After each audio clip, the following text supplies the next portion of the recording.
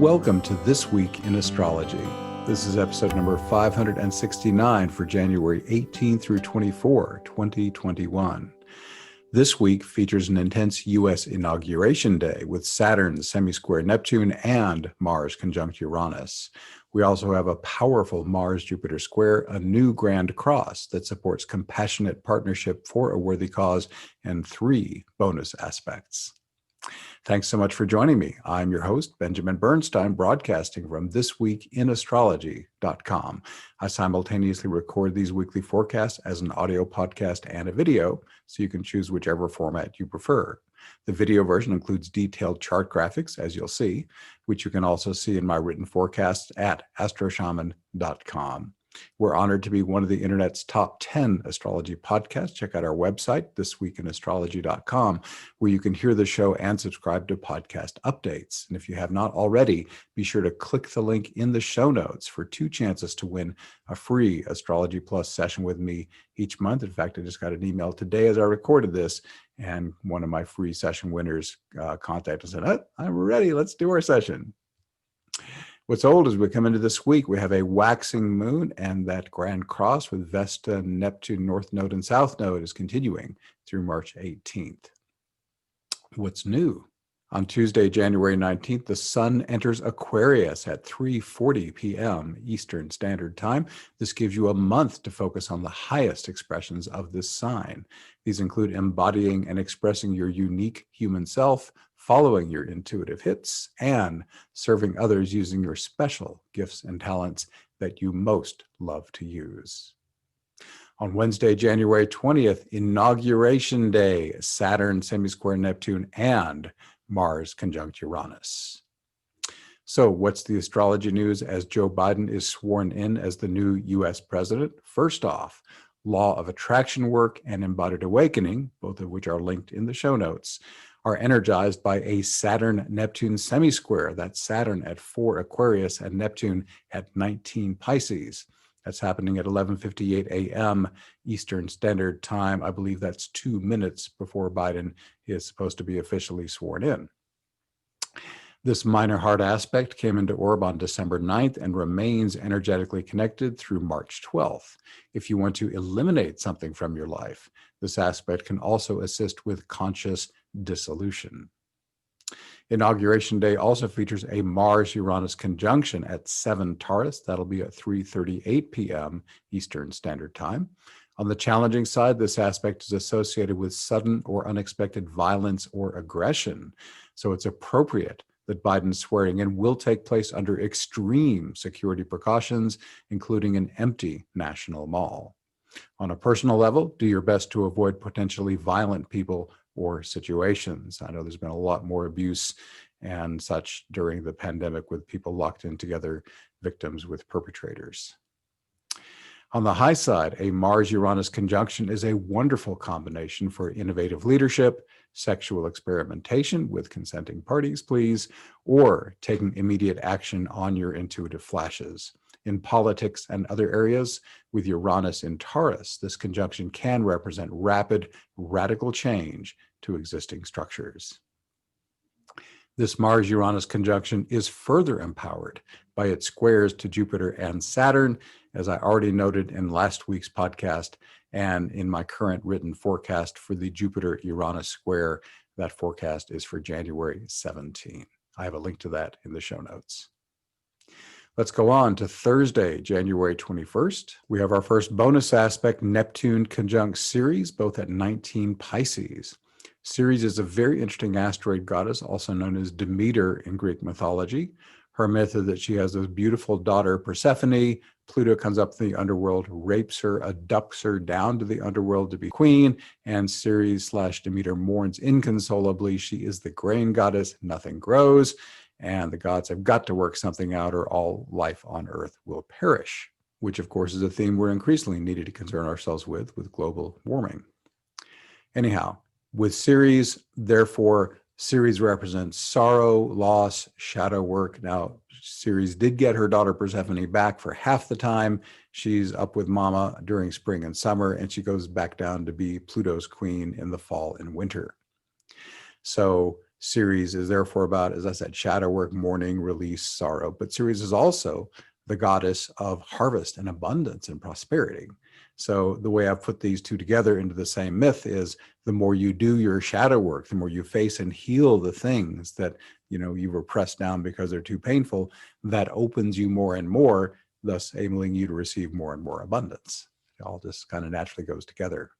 You can think of a pipeline. If you're all clogged up with sorrow and repressed emotions, that pipeline is kind of clogged up with just a narrow little opening, but you start doing your shadow work, you start clearing that pipe, opening it up, then more can flow in, including abundance.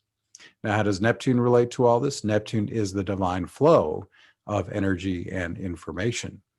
So the way I would think about this, if you're going to do good shadow work, and I've got a healing invocation, if you go to the show notes and look for the invocations for healing and awakening, or the free invocation masterclass, that's what I'll link to regarding this. You can actually call your divine to do the healing for you. I've done this for years, where if I have some kind of unpleasant thing stirring up, I literally just ask my divine to do it for me. And this invocation that you'll link over to if you want to will show you how to do that. So that's Neptune flowing in as divine healing, divine flow to heal the shadow stuff.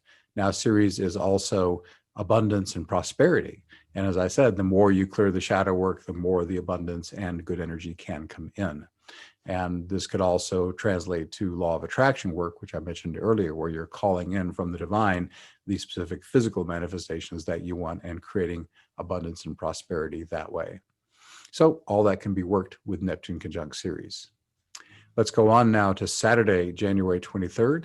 At a basic level, a Mars-Jupiter square, Mars 8 Taurus, Jupiter 8 Aquarius, has Jupiter amplifying the potential expressions of Mars. I discussed the red planet in my January 17 forecast for Jupiter squaring Uranus on the last podcast, and there I noted that the challenging side of Mars can bring attack, aggression, violence, and murder. The life-affirming potentials of Mars include striving for a worthy cause, as well as embodying the initiator, sexual being, athlete, and entrepreneur. Actually, I don't think I talked about that last week. Thesis content I added as I wrote the actual forecast for the second half of the month, just in the last day or two. But with Mars and Taurus, this aspect can amplify endurance and persistence. It encourages you to slow down and enjoy the full body sensuality of sexual connection. And it can also help you to expand your material or financial resources. Another bonus aspect here on Saturday, January 23rd, Venus sextile Neptune. Venus at 19 Capricorn, Neptune at 19 Pisces. Venus and Neptune are a natural pair. Neptune is considered the higher octave of Venus. Neptune is divine inspiration. Venus is the human artist creating through effort. The sextile is harmonious and strong connection. It's a soft aspect. And Venus in Capricorn likes to get things done. So overall, this is an incredibly good aspect for creative expression, not only having the ideas, but expressing them and getting them out into the world as well. If you want to put Venus in terms of relationship, you can take a very practical approach to relationship or focus on relationships that have a more practical flavor to them. And Neptune can guide you intuitively and give you more beautiful connection, whether these relationships are romantic or otherwise, that can work really beautifully. So some ways to work with Venus sextile Neptune. Another bonus aspect on Saturday, January 23rd, a Sun-Saturn conjunction at 4 Aquarius. The sun just represents you personally or your vitality. Saturn, of course, is the planet whose high side include being mature, wise, responsible, plan the work the plan, use your time well. In Aquarius, when Saturn's in Aquarius, then you combine the archetypes. Aquarius says first lead with the intuitive hit, just the knowing of those intuitive flashes hitting, and then use Saturn to organize that. And then Sun, you can express it into your life. So some interesting ways you could use a Sun-Saturn conjunction.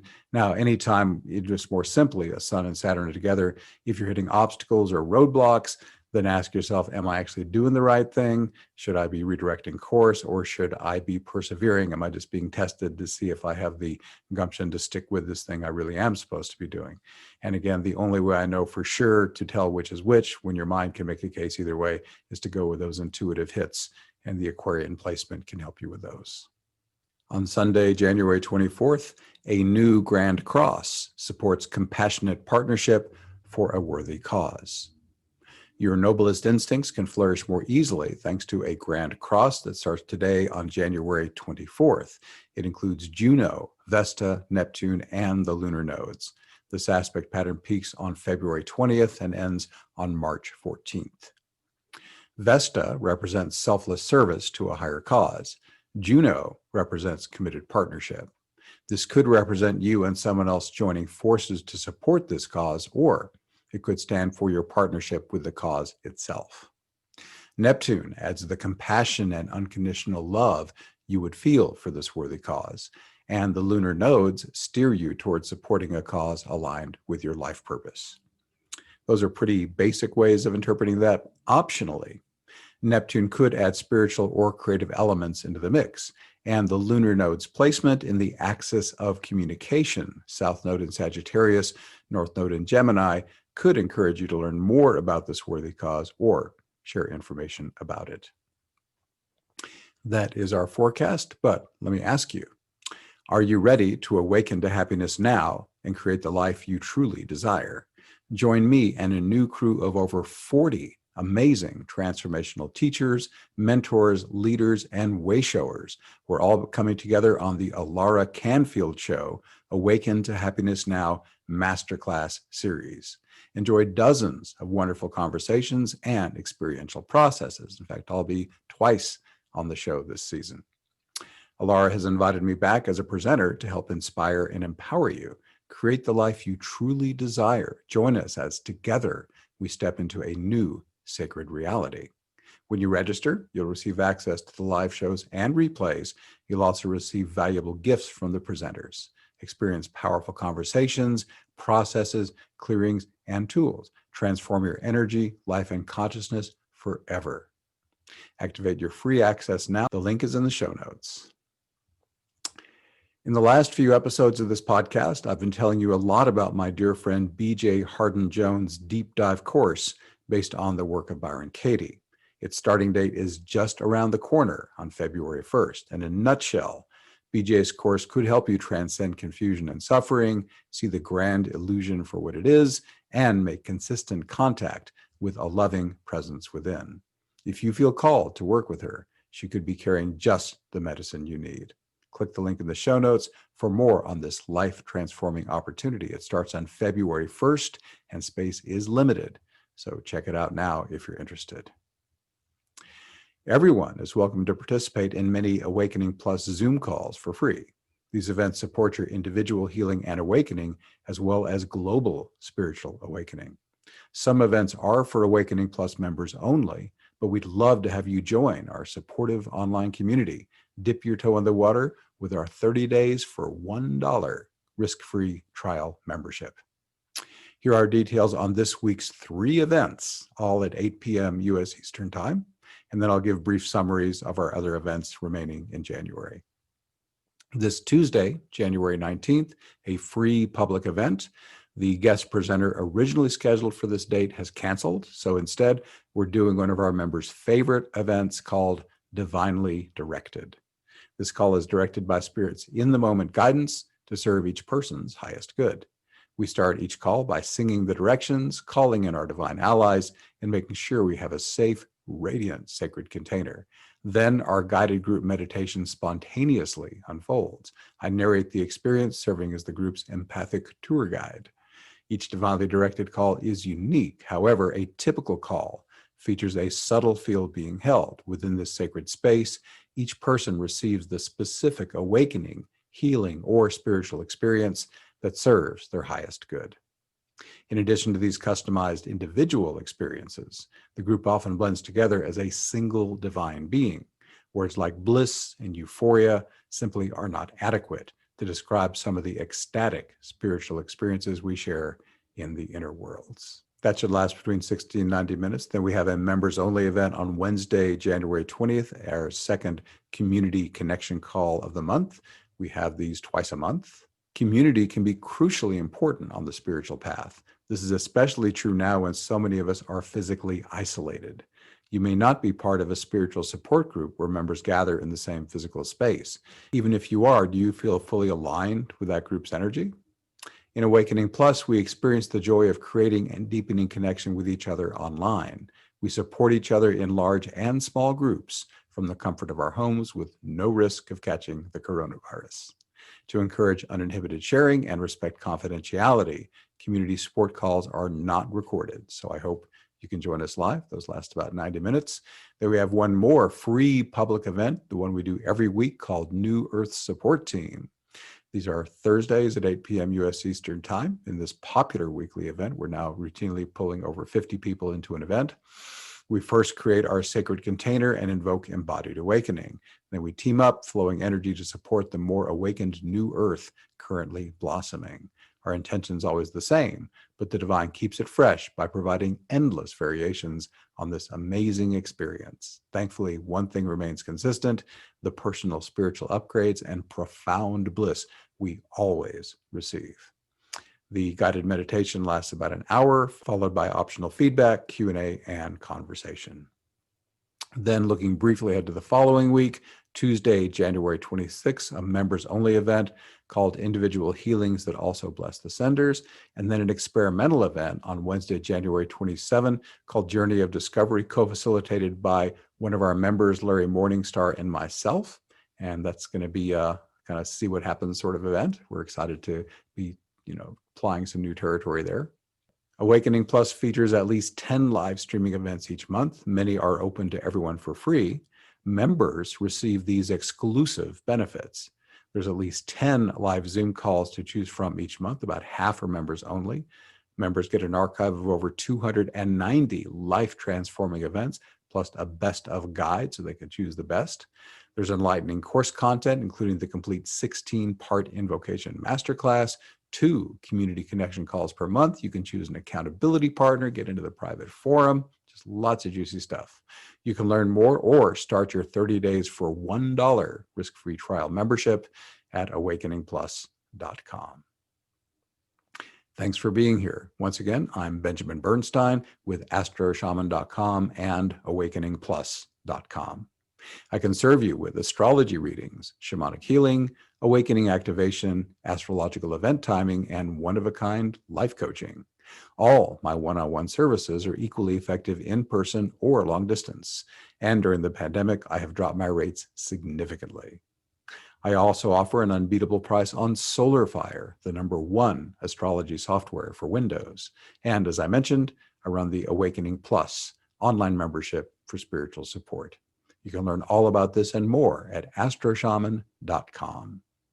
And check the show notes for all the things I was mentioning. Go to astroshaman.com/569. Please reach out if you have any questions. My email is astroshamanbenjamin@gmail.com. My number for voice and text, 828-338-9852. I'd love to connect with you. We're wrapping up. Please leave me a rating, review, or comment wherever you're getting this episode so others who also love astrology and spirituality can find it. Thanks again for spending this time with me. Stay safe, stay healthy. I wish you infinite blessings as the stars light your way.